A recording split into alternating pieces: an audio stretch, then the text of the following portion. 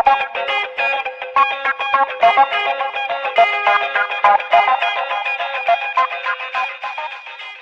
everyone. Welcome to Conversations with Nicole. I am delighted today to have as my guest Lolita Milena. She is a paraplegic actor and author born in Siberia and immigrated to the U.S. in 2002. You're going to love hearing her story. She has an amazing one. She's here to inspire us, no doubt. Thank you for being my guest today. Thank you so much for having me. You're so very young, but you have quite a story to tell. So you came to the U.S. in 2002. Walk me through your life. Well, I was born in a barn in Siberia, Russia, and almost immediately I was placed into their version of foster care, orphanage style situation. And a foster family from the United States had brought me and another child to the United States with the intent to adopt, which was their little loophole. Around 6 to 8 months after that, through an act of child abuse from the foster father, I was left permanently paralyzed from my waist down. And immediately after that, I was transferred to my now current family, and I gained 8 sisters and a brother from that. So I went from a very small, unfortunate situation to a very big family with a lot of opportunity and different walks of life to help educate me on the more niche sides to living life and how to go about it. So you took a very tragic event in your life and you've turned it into a positive. Tell me how your journey of acting and writing and being involved in commercials all came about. Again, being in a really large family, we bonded over so many different things. My father and I bonded over novels, music, musicals. My mother and I bonded over old time films like The Weapon, John Wayne films, Clint Eastwood movies. So when it came to me falling in love with the art of telling a story or creating a story, I would sit my parents down and tell them little short stories I knew before I knew how to write. I was telling them and performing for them. So I got my first role as Clara's little sister in the Nutcracker Ballet with the Ohio Ballet Theater. And I think that was what opened my eyes to really loving performing, because my sisters would tease me and say, you're going to get this thing called stage fright because so many people in the audience and it's so big. So I was sitting there in this 1800s wheelchair, just thinking, it's gonna hit me. I'm gonna get this thing called stage fright eventually. I went through the entire show and sat there and went, oh, well, that never happened with me. That was what really opened my eyes to just loving the art. And I had this passion for it. And I think that's kind of what kicked it all off for me. So obviously your, what some would call a disability, never even got in your way to your thoughts of these are my goals and dreams and what I want to achieve. How did you get the mindset of that to be able to say, I'm not going to let this stop me. I'm going to let this be something that pushes me forward into greatness? I think it's a mixture of two things. One is I had other sisters who had disabilities. I have a sister who was born deaf. I have a sister who is also paralyzed. I have sisters who have more so mental disabilities. And so it's just that we all grew up with it, and it's not so much we empowered one another. It was more so we just didn't care. So I also cannot mourn something I don't remember. I don't remember what it was like before the wheelchair. So when it came to people saying, how are you so inspiring? It's more so just, this was just my life. And it may be inspiring to those who have never experienced it, but for me, it's just another Friday. Well, that makes perfect sense. That totally makes perfect sense. And I'm sure you have such love and being grateful to the family that adopted you after the accident, because they really changed the trajectory of your life. Oh, absolutely, they did. Do you want to elaborate a little bit more on that? It seems like they gave you wonderful opportunities. I'm very grateful, and it's because my father was a member of Mensa. He was a genius man, and so he saw that I had a love for history, sciences, the arts, and he kind of latched onto that with me. So that was our main form of bonding. And I remember we would sneak out and look at the stars, and he'd teach me about how our solar system works and how our galaxy was born. My mother and I bonded over the arts and different actors and acting styles and movies. My sisters showed no mercy because they are sisters.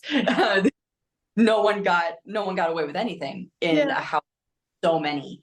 So I got to learn so much from all of them. And I also learned a lot of resilience with them, whether that was for good or whether that was for trying to escape from a sister chasing you for stealing something. So I lived there was never a dull moment in my house, is what we say. There was never a dull down moment. And I think that gave me a lot of character. Oh, I'm sure. That's a great explanation as to how your life evolved. Thank you for sharing that. So talk about how you found this love for the stage, so to speak. You started writing and then you started auditioning or taking acting lessons. So tell me about that step in your life. By the time I knew how to write, my mother still has them saved, all of these just spiral journals from cover to cover, just little short stories, as soon as I knew how to write a sentence. So it was more so I just had all these thoughts crammed in my mind, and I said, I got to get these out somehow, even if they're bad, even if they're good. It doesn't matter to me. A story is a story for me. And after the ballet, my father started branching out and looking for local community theater to get me into because he saw that it was my favorite thing in the world.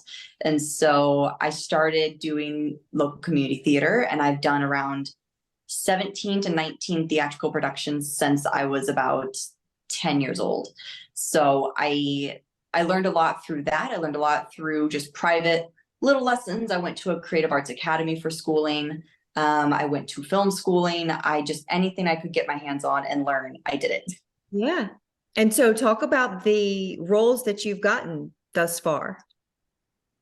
It's kind of unfortunate because I live in the Midwest, and a lot of people who ran the community theater, they were far older generations. And while I got along with them great, they didn't know how to adapt parts to someone in a wheelchair and make it work. So I just simply said, I'll do it myself. So when it came to dance choreography, I adapted it myself. We had a choreographer. He showed me the routine, and I would go and re-choreograph it at like 14 years old so that I could still do it. So more so it was a lot of self-teaching, and it was a lot of self-discipline, and it was a lot of trying to not get super frustrated because they don't understand. I could only communicate so well with them. But it was a great learning curve for me, and especially today as an adult. Oh, absolutely. And so today, as an adult, you've done let's see, roles on Lionsgate. You Mhm. had BuzzFeed's One Up. Tell me about that. And then, of course, you're this huge sensation on TikTok with almost 800,000 plus followers, I think. And then you have collaborations and brands that you've been a part of. So tell me about all those things. With the Lionsgate film, I didn't know it was a Lionsgate film because I didn't read the entire email when I auditioned. I just saw One Up and I saw a wheelchair role, and I said, okay, this was probably my 20th audition at that point. I didn't even look at who was making it. And when I got the phone call, I was watching a movie with a friend, and he mentioned something about Lionsgate, my agent, and I kind of just sat back and went, what do you mean, like the Lionsgate or Lions space gate? Yeah. He goes, no, Lionsgate and BuzzFeed. You know who those companies are? I said, yeah, I know those companies. When did I audition for them? Oh So gosh, that's so funny. it was the happiest of accidents that was of my own doing for not reading the entire email. So now I read every very, very in depth. Yeah. That was so much fun. And I think for my first ever big production, it was the best case scenario because everyone was almost too accommodating. They were trying to accommodate for things that I didn't need accommodations for, but they were just so willing to be on top of it. And they said, this is as much of a learning curve for us as it is for you being here. Right. It was great. I think it was a great start to the industry for me. For the brand deals, I started out with cosplay and dance videos through TikTok. So a lot of brands were reaching out saying, well, we saw that you were like painting different colored eyes on your eyelids. Would you rather just have contacts and we just send them to you? Yeah. So it was them helping me out as much as me helping out their brands. It was more so, this poor girl, nothing. We need to help her. I'm sure they didn't see it that way, but you're definitely helping them out. So that's awesome. And your other campaigns that you've had along the way and commercials and things like that, I believe Abercrombie and Fitch is one of them. Tell me about that. I have a friend, he was part of their main branch campaign for the Face Your Fears back in 2017, 2018.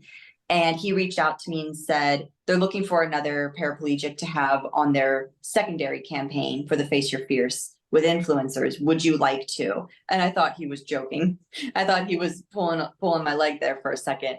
But out to me, I got to read about their little campaign. I actually got a little gift from them that I now set out because I thought it was so cool. So that was, again, just another happy networking accident. I was so starstruck when they were posting about me, saying this is Lolita and this is how she faces fierceness in her life. And I thought that was just so cool to me. I thought it was so intriguing. Yeah, very cool, very cool. So where are you now? What are there any particular roles you've tried out for, auditioned for, or what are the next steps for you?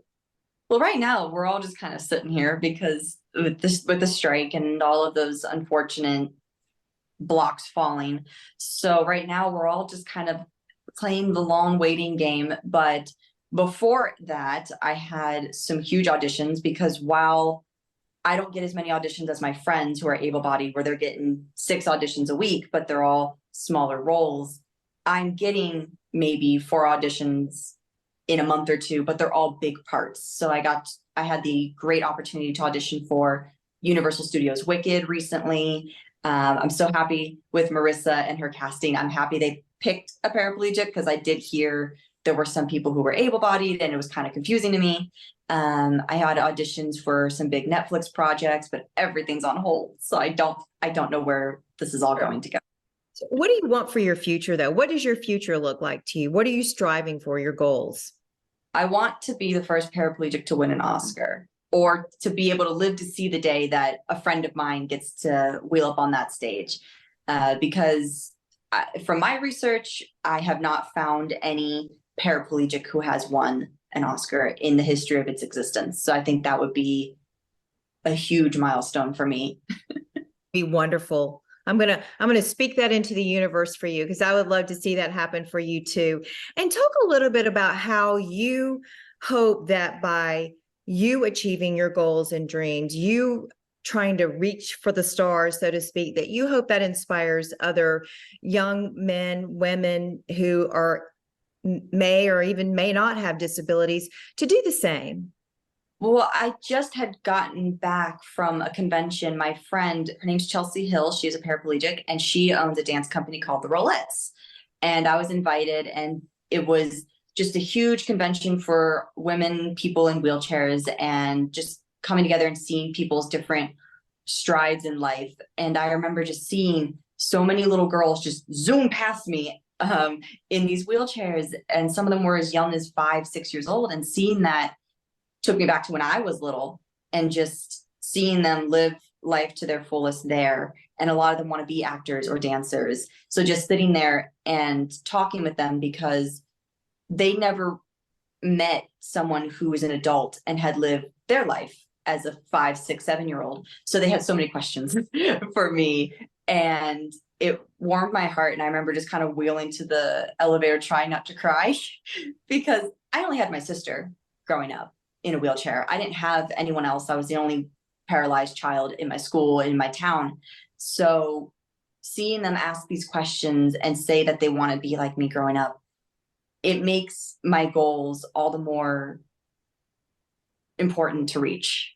If not for me, for them to see that it's possible to get this far, now I can go further. Even if I'm not the one to make it, I at least paved that path for them, or someone like me has.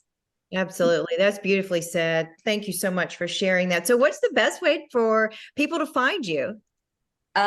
TikTok is my primary, Instagram, Patreon, and YouTube. It's all Lolita Milena. I tried to make it as easy as possible. But those are my main places for you to drop in, chat. Well, you have a beautiful name, Lolita. I love that. So as we close, any final thoughts that you'd like to share with my audience? I just want to say thank you so much for having me, and I hope I didn't ramble too much, but I do hope that this could have been just a good little peek into a life that not many people know exists and happens every single day. Absolutely.